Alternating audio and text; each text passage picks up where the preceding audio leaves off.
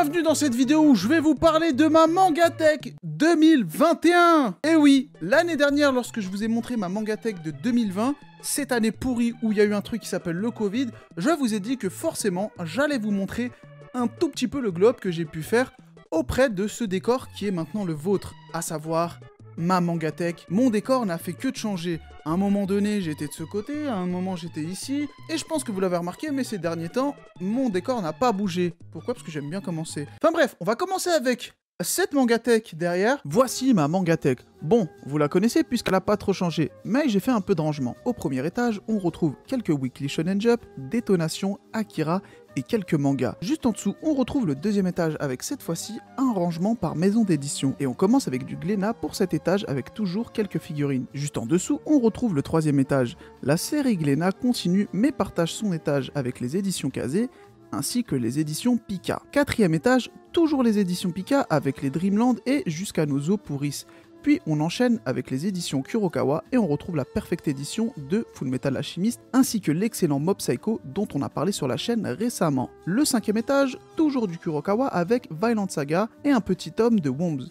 On enchaîne sur les éditions Kiun et enfin le dernier étage, on retrouve un manga édité chez Kiun, Root End, ainsi que Vagabond, Zetman, Sunken Rock et King of Fence. Donc pour cette Mangatech, il y a eu un tout petit peu de rangement, j'ai rangé les mangas par ordre de maison d'édition pour me retrouver beaucoup plus facilement qu'avec les mangas alphabétiques, parce que tu sais, l'attaque des titans, la méchante fille, c'était un peu trop compliqué, donc je me suis dit, les maisons d'édition c'est plus simple, et en plus, bah si jamais tu cherches un manga, t'as juste à te rappeler où est-ce qu'il a été édité, et paf. Donc juste ici, toujours, ça va être juste un petit coin un peu bordélique, mais un tout petit peu bien rangé, je vais essayer d'agencer ça mieux. On va essayer de mettre des meubles, etc. On va voir comment ça passe. Juste à côté, on retrouve une flopée de belles choses, des figurines pop et les deux magnifiques artbooks de Slam Dunk. Dans cet endroit, on retrouve ma pile de lecture ainsi que les Free Fight, les Slam Dunk, Asadora, Gintama et j'en passe. Maintenant, on va passer au coin que vous aviez vu pendant un bon moment et qu'on ne voit plus depuis que j'ai changé plusieurs fois mon décor. Voici le coin japonais. Pourquoi japonais? Parce que tout ce qui est sur cette étagère provient de mes voyages au Japon. Juste en dessous, on retrouve tous les prisonniers Riku, sauf le tome 5 que j'ai paumé au Japon,